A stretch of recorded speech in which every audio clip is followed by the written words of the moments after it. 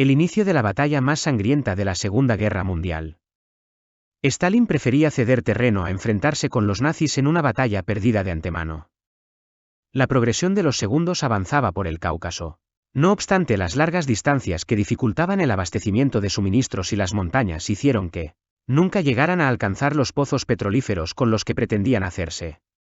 Fue así que Hitler pronto decidió, el 19 de junio de 1942, poner rumbo hacia Stalingrado.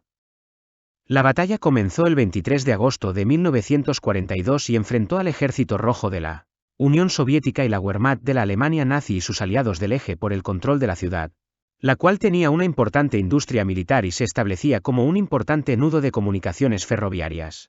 La urbe se extendía a lo largo de la orilla occidental del Volga y carecía de puentes para cruzar el río. Poco antes, el 19 de julio, Stalin ordenó que Stalingrado quedase en estado de sitio total, no permitiendo la salida de civiles, y disponiendo que se comenzaran los preparativos para resistir ante los alemanes, que se acercaban. Preocupado por el avance alemán hacia el Volga, que podía dividir a Rusia en dos, días después, el 28 de julio, Stalin emitió la famosa Orden 227, pronto conocida como la Orden Ni un paso atrás, por la que se prohibió la rendición bajo cualquier concepto, y se formó una línea de infantería en retaguardia con órdenes de fusilar a todo soldado o civil que retrocediese sin permiso. El 23 de agosto se acercaba y la batalla acechaba en el horizonte del actual Volgogrado. Como se preveía, la lucha resultó terrible. Las tropas del Führer llegaron a la ciudad, al frente de cuya defensa se encontraban los generales soviéticos Semerenko y Chuikov, y ante los que se tuvieron que enfrentar en un tipo de guerra hasta entonces desconocido para ellos, la lucha en una ciudad en ruinas y contra un enemigo que se conocía cada palmo del terreno. Los soviéticos recibieron numerosas pérdidas, sin embargo a las orillas del Volga llegaban nuevos refuerzos cada noche. La situación parecía aún peor para Wehrmacht alemana, que contaba con un número aún más alto de bajas y pérdidas de armamento, pero que sin embargo parecía hacer retroceder al Ejército Rojo. El avance fue tal que de hecho Hitler llegó a anunciar la conquista de Stalingrado el 8 de noviembre.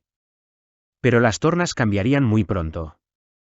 Las tropas alemanas se encontraban flanqueadas por las de sus aliados rumanos, húngaros e italianos, mucho más débiles y peor armadas. Mientras, por el lado soviético, se estaba fraguando la que recibió el nombre de Operación Urano, mediante la cual, tras acumular tropas a ambos lados del frente alemán, se produciría el cerco al sexto ejército de los nazis. Cuando el Ejército Rojo derrotó a los alemanes. En un error de cálculo y basándose en las predicciones de Göring de que la Luftwaffe alemana podría dar soporte aéreo a las tropas, Hitler ordenó que el sexto ejército mantuviera las posiciones. Para ventura de los soviéticos, aquellos aviones no resultaron suficiente. Una posterior ofensiva del Ejército Rojo cercó por completo a las tropas alemanas, no dejando más opción Mariscal Paulus, quien encabezaba a la facción nazi, de rendirse el 2 de febrero de 1943 desaviniendo las órdenes del Führer. La Wehrmacht había sufrido su primera gran derrota y la balanza en el frente oriental se inclinaba a favor de la URSS por primera vez.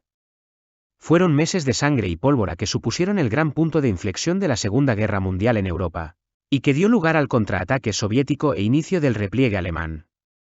La Segunda Guerra Mundial acababa de cambiar su rumbo.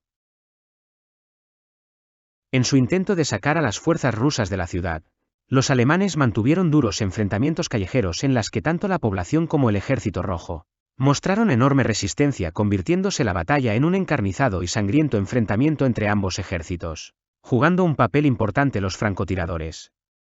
En esta batalla quedó patente el patriotismo del pueblo ruso y dejó como consecuencia la total destrucción de la ciudad. A mediados de septiembre Stalingrado se encontraba en manos de los alemanes, salvo sus barrios industriales, en el norte, con las fábricas de armamento trabajando a pesar de los intensos bombardeos. 2 de febrero de 1943. Final de la batalla de Stalingrado.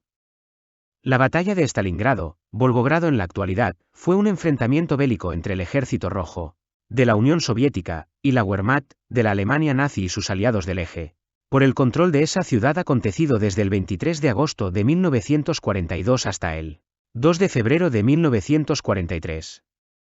La batalla se desarrolló en el transcurso de la invasión alemana de la Unión Soviética, Operación Barbarroja, tras romperse el acuerdo de no agresión, firmado por estas dos potencias en los momentos previos al estallido de la Segunda Guerra Mundial. En el verano de 1942 la Alemania nazi se hallaba en la cima del éxito. Había conquistado casi toda Europa y buena parte de Rusia. El Reich ambicionaba alcanzar el Cáucaso y Oriente Medio, pero en su camino se encontraba la ciudad soviética de Stalingrado, gran centro industrial desde el que se distribuía parte del armamento del Ejército Rojo y de gran valor estratégico dada su importancia para el transporte de mercancías a través del Volga, constituyendo, además, el último obstáculo del camino hacia las riquezas petroleras, de carbón y de magnesio del Cáucaso. La denominada Batalla de Stalingrado incluye una serie de combates en el entorno de dicha ciudad entre agosto de 1942 y febrero de 1943. Para octubre, Hitler y sus comandantes cayeron en la cuenta de que no podrían tomar la ciudad en otoño.